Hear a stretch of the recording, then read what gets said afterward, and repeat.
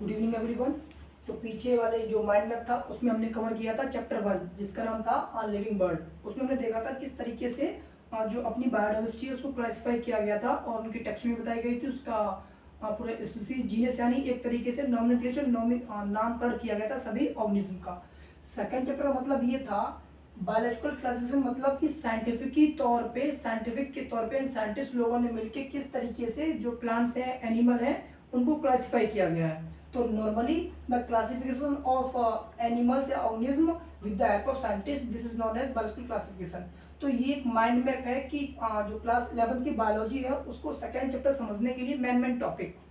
तो सबसे पहले आपको पढ़ना है, इसमें सबसे पहला नाम है अरिस्टोटल। कौन? अरस्तु जिसे कहते हैं, जिसने प्लांट को 3 भागों में बांटा था। जो आपकी चौथी या 5वीं लाइन है पहले सेकंड चैप्टर के पहले पेज पे, जिसमें ट्री हब शब्द में। उसके बाद ये इनकम्प्लीट रहा तो इसको सिर्फ इतना ही माना जाता है। फिर आप टॉपिक पढ़ेंगे, हेडिंग लिखेंगे 2 किंगडम क्लासिफिकेशन, यानी किस तरीके से और जो 2 किंगडम है कौन कौन से किंगडम लिए थे जो कार्लस लिनियस ने डिस्कवरी की थी या बताए थे। वो कौन से 2 किंगडम थे? प्लांट और एनिमलिया। यानी इसलिए इस किंगडम को कहते हैं 2 किंगडम क्लासिफिकेशन, क्योंकि उन्होंने 2 ही चीजों के बारे में बताया था। कौन से? प्लांट और एनिमल। उससे पहले क्या था, कोई प्रोकार्योटिक यूकार्योटिक था, यूनिसेलुलर और मल्टीसेलुलर थे, तो वो कवर नहीं हो रहे थे। तो इसलिए इन दोनों ने मिलकर इन दोनों को बंटवारा कर दिया, प्लांट और एनिमल को अलग अलग कर दिया। लेकिन ये भी इनसफिशियंट डाटा था। उसके लिए फिर बाद में आए 5 किंगडम क्लासिफिकेशन।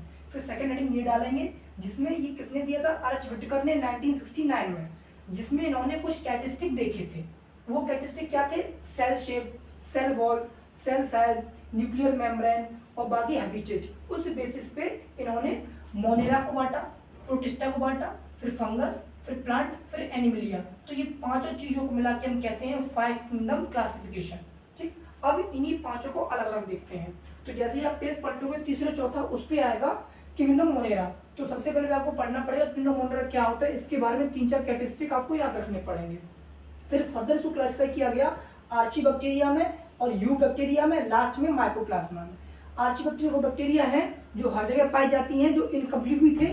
जैसे कि आर्ची बैक्टीरिया में आपका आ जाएगा जो थर्मोएसिडोफिल्स यानी हॉट रीजन पाए जाते हैं, हेलोफिल्स जो एसिड रीजन पाए जाते हैं, मीसोफिल्स जो मेथेनोजेंस जो गोबर पाए जाते हैं। तो ये वो आर्ची बैक्टीरिया थे जो ऐसे थे जो हर जगह पे रहना संभव था इनके लिए। फिर बाद में फिर डिस्कवरी हुई तो इसी यू बैक्टीरिया को बाटा, मतलब एक नया पैदा हुआ यू बैक्टीरिया जिसमें ट्रू बैक्टीरिया थे, जिसमें कोई कमी नहीं थी। एक तरीके से सेल वॉल, सेल मेम्ब्रेन सब कुछ सही था।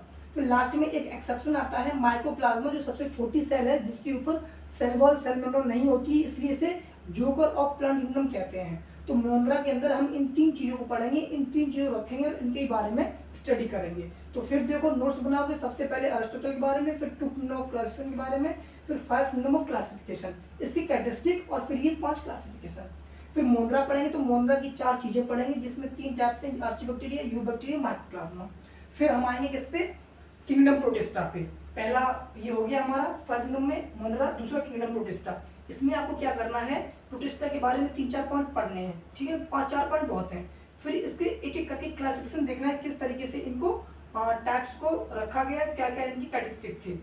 तो पहले आप प्रोटोजोआ देखोगे जो एनिमल लाइक प्रोटिस्टा है, फिर क्राइसोफाइट्स, फिर डायनोफिलेट्स, फिर यूग्लोनॉइड और स्लाइम मोल्ड्स। इन 5 कितने 3 तो 5 ये हैं, इनके कैरेक्टरिस्टिक देख के और इनके एग्जाम्पल फिर डायग्राम वो देख लेने हैं। इसकी जैसे पहले डालोगे इसके बारे में 4 लाइन है, फिर इसके बारे में 4 लाइन है, फिर इसके बारे में 4 लाइन है और इन सबके डायग्राम और विद एग्जाम्पल। फिर आएंगे फंगस के बारे में जो सैप्रोफिटिक है, हिट्रोट्रॉपिक्स है और सड़े गले चीजों में पाए जाते हैं। इनके टाइप्स क्या है? फाइकोमाइसिटीज जो एक्टोटिक फंगस है, एस्कोमाइसिटीज जो सैक फंजाई होते हैं और बेस्डोमाइसिटीज जिसे मशरूम आता है, और ड्यूट्रोमाइसिटीज जिनमें इम्परफेक्ट फंजाई आती हैं। तो इनके आप 4-4 टॉपिक कवर कर लोगे तो एक फंगस है पूरा हो जाएगा। फिर आते हैं वायरस। वायरस क्या होते हैं? वायरस वो होते हैं जिनके अंदर लिविंग और नॉन लिविंग दोनों के कैरेक्टरिस्टिक पाए जाते हैं। मतलब अगर वायरस किसी बॉडी में रहेगा तो वो लिविंग है और एक तरीके से वो बीमारी कॉज करेगा इंसान के अंदर और पूरा अपना जो सब कुछ उसका सिस्टम है वायरस का वो ह्यूमन के अंदर चालू हो जाएगा, जिससे ह्यूमन इन्फेक्ट हो जाएगा। एग्जाम्पल के लिए बैक्टीरियोफेज है और टीएमवी है जो तंबाकू वायरस है। ऐसे ही वायरॉइड है, इसी का दूसरा रूप। वायरॉइड क्या होते हैं? वायरस से स्मॉल होते हैं। किससे? वायरस से स्मॉल होंगे कौन? वायरॉइड, और जो क्या करेंगे बीमारी को कॉज करेंगे। तो एक ये हमारा माइंड मैप था चैप्टर का, ओवरव्यू था चैप्टर का, जिसमें सबसे पहले हेडिंग अरिस्टोटल, फिर 2 किंगडम, फिर 5 किंगडम, फिर kingdom Monera, kingdom protista, kingdom fungi और वायरस और वायरड, और लास्ट में जो थर्ड चैप्टर है, यानी 1 2 3 हो गए। और उसके बाद प्लांट पढ़ेंगे चौथा, और पांचवा पढ़ेंगे एनिमल।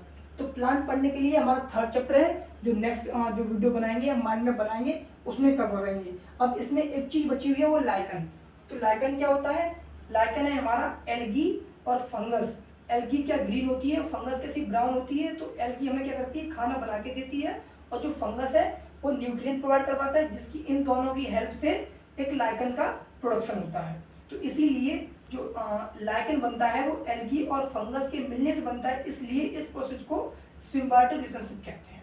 ये एक इसमें एक्स्ट्रा टॉपिक ऐड था।